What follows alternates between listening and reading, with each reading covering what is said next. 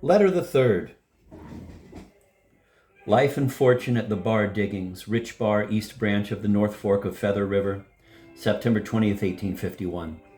I intend today, dear M., to be as disagreeably statistical and as praiseworthily matter-of-factish as the most dogged utilitarian could desire. I shall give you a full, true, and particular account of the discovery, rise, and progress of this place,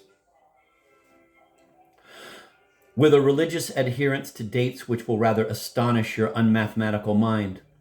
But let me first describe the spot as it looked to my wondering and unaccustomed eyes. Remember, I have never seen a mining district before and had just left San Francisco, amid whose flashy-looking shops and showy houses the most of my time had been spent since my arrival in the Golden State. Of course, to me, the coup d'état of Rich Bar was charmingly fresh and original. Imagine a tiny valley about 800 yards in length and perhaps 30 in width. It was measured for my especial information.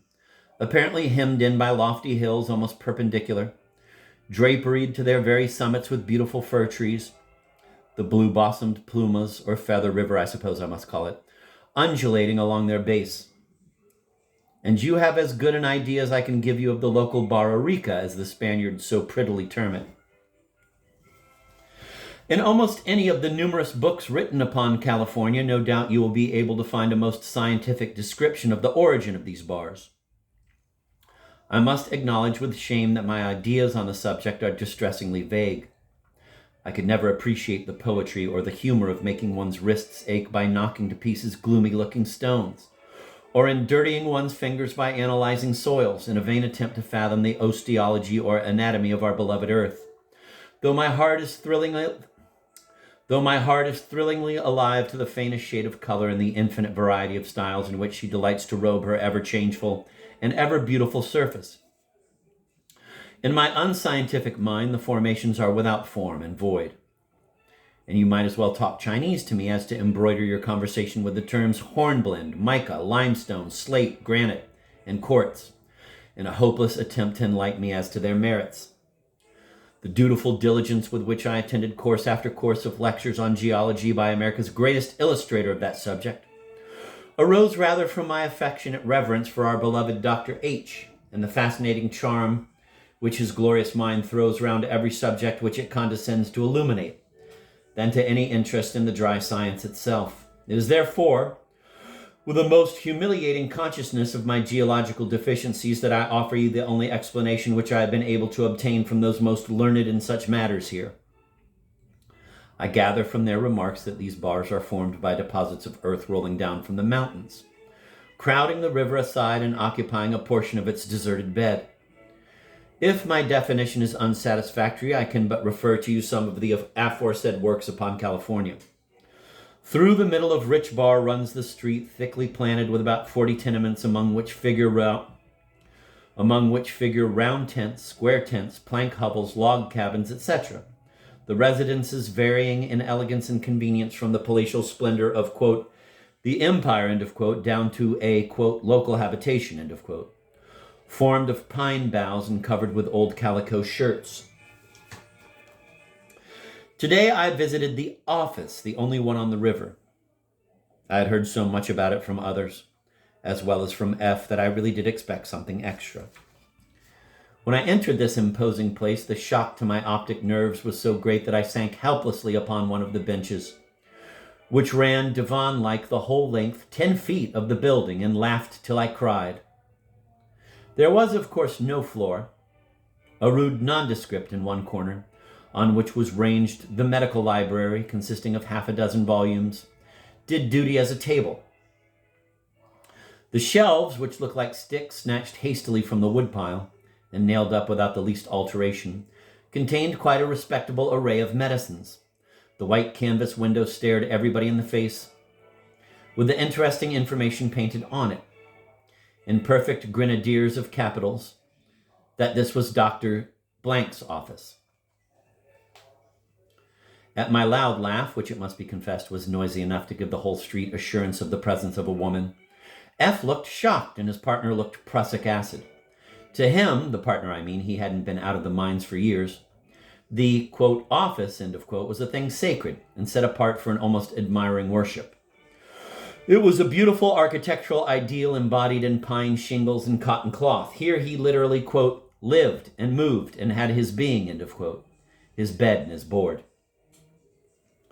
With an admiration of the fine arts truly praiseworthy, he had finally decorated the walls thereof with sundry pictures from Godey's, Graham's, and Sarton's magazines, among which fashion plates with imaginary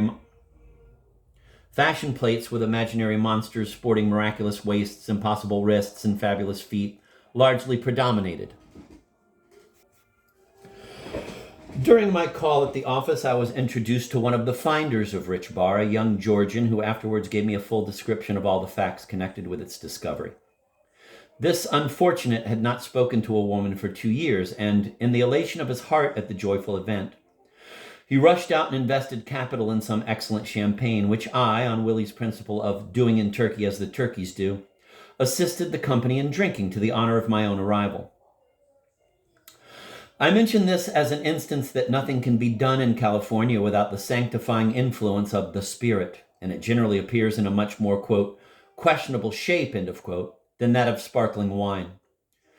Mr. H. informed me that on the 20th of July, 1850, it was rumored at Nelson's Creek, a mining station situated at the middle fork of the Feather River, about 80 miles from Marysville, that one of those vague somebodies, a near relation of the, quote, they says, end of quote, had discovered mines of a remarkable richness in a northeasterly direction and about 40 miles from the first mentioned place. Anxious and immediate search was made for somebody, but as our Western brethren say, he, quote, wasn't thar, end of quote. But his absence could not deter the miners when once the golden rumor had been set afloat. A large company packed up their goods and chattels, generally consisting of a pair of blankets, a frying pan, some flour, salt pork, brandy, pickaxe, and shovel, and started for the new Dorado.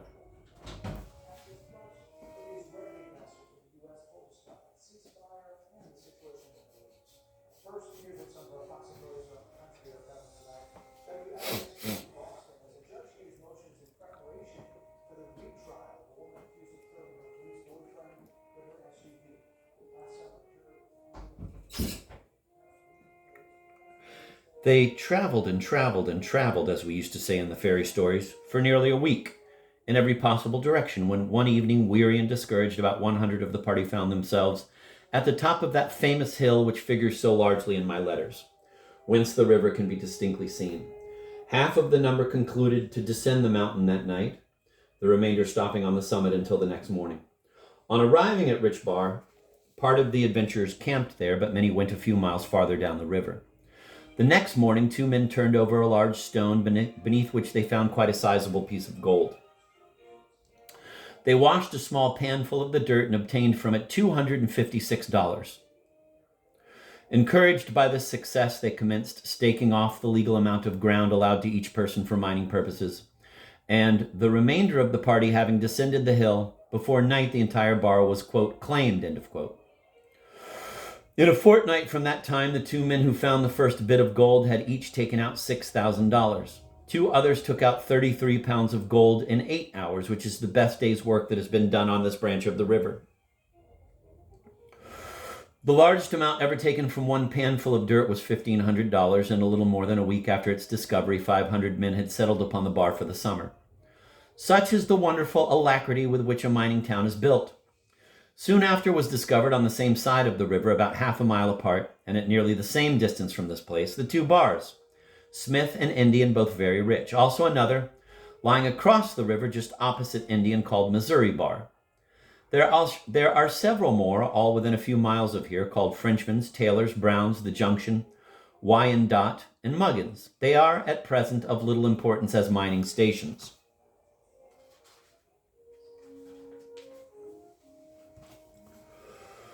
Those who worked in these mines during the fall of 1850 were extremely fortunate, but alas, the Mont fiend ruined hundreds.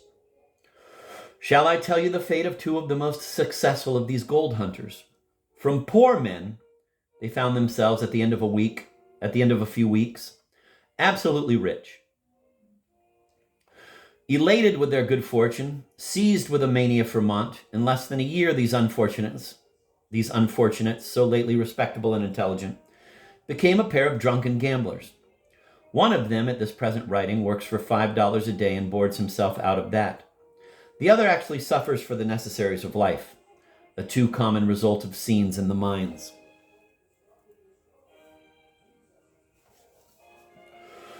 There were but few that dared to remain in the mountains during the winter for fear of being buried in the snow, of which at that time they had a most vague idea.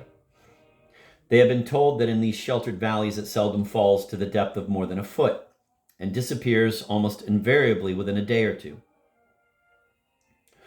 Perhaps there were 300 that concluded to stay, of which number 2/3 stopped on Smith's Bar, as the labor of mining there is much easier than it is here.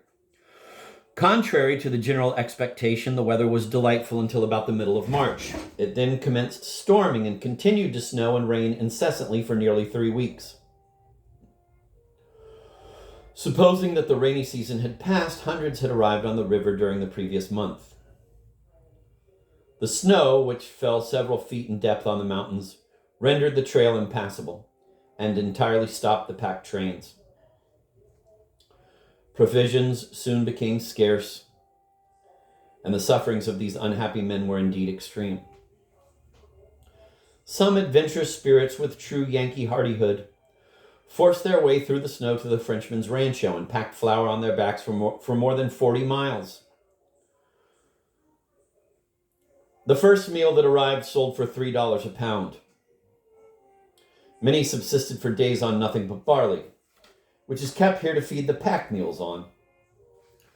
One unhappy individual who could not obtain even a little barley for love of or money, and had eaten nothing for 3 days, forced his way out to the Spanish rancho, 14 miles distant, and in less than an hour after his arrival had devoured 27 biscuit and a corresponding quantity of other eatables, and of course, drinkables to match. Don't let this account alarm you. There is no danger of another famine here.